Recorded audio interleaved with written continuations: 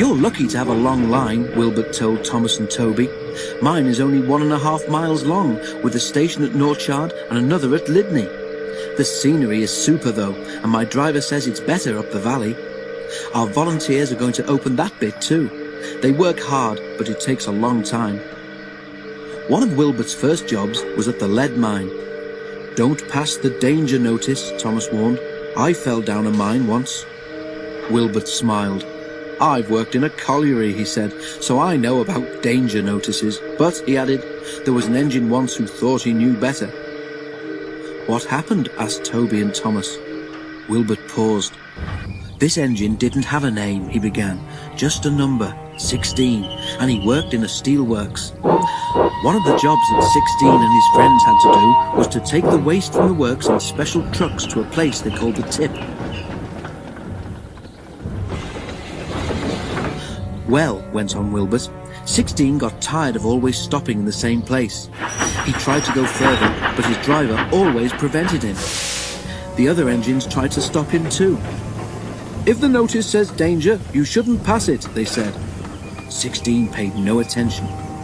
"Don't be stupid," his driver said. "We mustn't pass the notice, or goodness knows where we shall end up." But 16 wanted to know. "Pooh," he scoffed, "I can take care of myself." One wet day, 16's chance came. The rails were slippery, and when his driver tried to stop, he couldn't. You see, 16 had asked the trucks which were in front of him to carry on past the warning sign.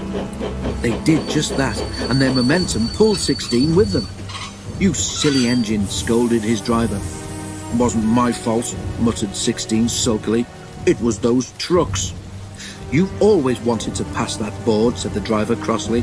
"I believe you asked them to drag us on purpose." A foreman ran towards them. "What are you doing there, driver?" he shouted. "It's not safe." "The trucks dragged us," explained the driver. "Well, come to the office with me, and you, fireman, get your engine back on firm ground before it's too late," ordered the foreman. But it was already too late. As the foreman turned away, the earth beneath 16's wheels sank and the rails sagged. A small rush of stones clattered away to the bottom of the bank. 16's fireman knew that if he tried to move the engine now, he would only make things worse. "Ooh, groaned 16. Beneath his weight, the rails sagged even more. Suddenly, they fell away completely. As the fireman leapt for safety, 16 overbalanced. The coupling between him and the trucks broke, and he rolled cab over wheels down the bank. He reached the bottom with a crash and lay on his side, looking surprised and leaking steam in all directions. "Help!" he gasped weakly. Thomas and Toby were silent.